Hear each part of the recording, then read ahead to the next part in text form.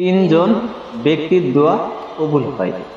নবীজি বলেছেন, দোয়া ফেরত দেওয়াই হয় না, দোয়া করলেই কবুল হয়। একজন হচ্ছেন বাবা, যখন সন্তানের জন্য দোয়া করেন তখন সেই দোয়াটা তাৎক্ষণিক কবুল হয়ে যায়।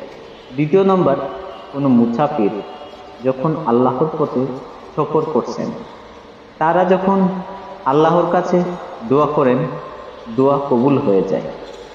আর একটা হলো মাজলুম, কারোর উপর যখন জুলুম করা হয়েছে, তখন মাজলুম যখন জালেমের উপর বরদোয়া করেন, তখন সেই দোয়া আল্লাহর দরবারে তাৎক্ষণিকভাবে কবুল হয়ে যায়।